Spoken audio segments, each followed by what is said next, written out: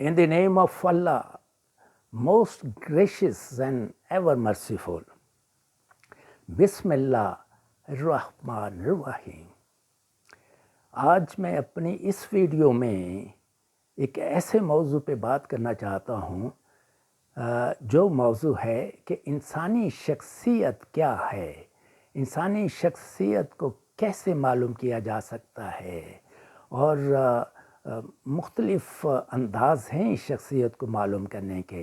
बाज़ इंसानी तहरीर से शख्सियत को मालूम करते हैं और बाज़ इंसान के चेहरे को देखकर उसकी पर्सनैलिटी बताते हैं या मालूम करते हैं, और बाज़ इंटेलिजेंस टेस्ट मार्केट में मुहैया हैं। उन इंटेलिजेंस टेस्टों के ज़रिए से इंसान की शख्सियत को मालूम किया जा सकता है।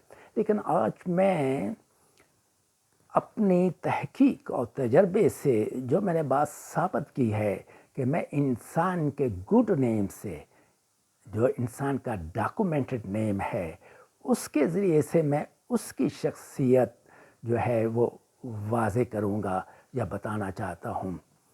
इससे पहले साइकोलॉजिस्टों ने अभी तक 16 पर्सनैलिटी टाइप्स मालूम की हैं और उसके ऊपर बहुत बड़ा काम हो रहा है और हर मुल्क के अंदर उस पे काम हो रहा है और बड़ा अच्छा काम हो रहा है। तो 16 पर्सनैलिटीज़ को समझने के लिए मैंने 4 उसकी क्लासिफिकेशन की है।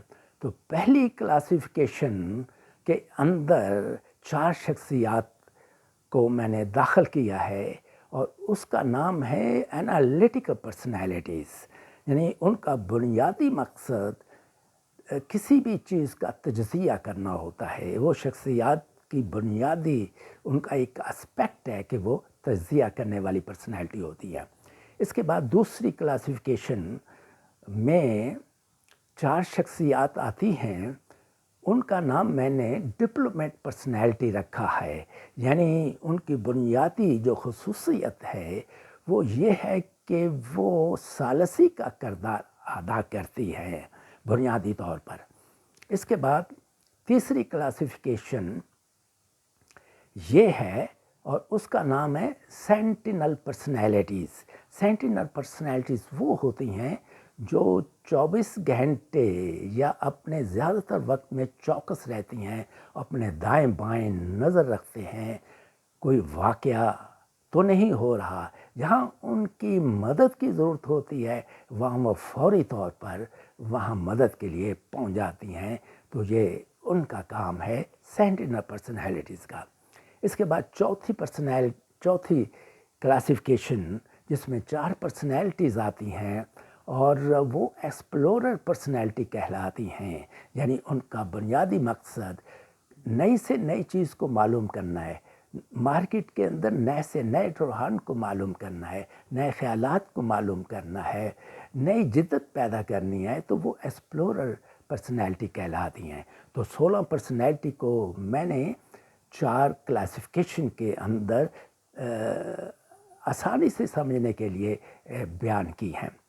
अब मैं पाकिस्तान की 2 ऐसी पर्सनैलिटी टाइप को बताना चाहता हूँ जिनका दारोमदार पाकिस्तान की सालमियत पे है। एक तो मोहम्मद अली जिन्ना की पर्सनैलिटी है जो कि जजिंग पर्सनैलिटी थी, और दूसरी मशहूर पर्सनैलिटी मोहम्मद इल्लामा इकबाल की पर्सनैलिटी है जो कि परसीविंग पर्सनैलिटी थी। अब इल्लामा इकबाल ने, चूँकि परसीविंग पर्सनैलिटी का मकसद ये होता है कि वो प्रॉब्लम को सॉल्व करती हैं, नए से नई जिद्दत पैदा करती हैं, नोवेलिटी पैदा करती हैं, नए से नए इमेजिनेशन को जन्म देती हैं। तो उन्होंने शिकवा लिखा। तो शिकवा लिखने के ऊपर मार्केट के अंदर बड़ी मुखालफत का सामना करना पड़ा और बाज़ फतवे भी उनको मिले। तो फिर चूँकि वो परसीविंग पर्सनैलिटी थे, इसलिए उन्होंने उसका हल जवाब शिकवा लिख के मार्केट के अंदर भेजा। तो जब वो मार्केट के अंदर पहुंचा तो सब मुखालफत और शिकवे और जो ان کو فتوے تھے، سب جھاگ کی طرح بیٹھ گئے۔ اب علامہ اقبال نے تصور پاکستان دیا۔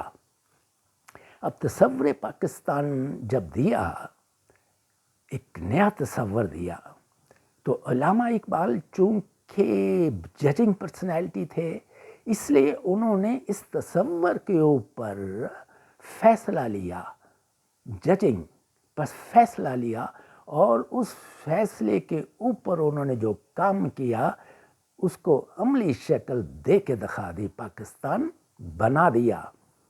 تو اس وقت یہ شعر سننے میں آئی، یہ شعر اس طرح سے کہ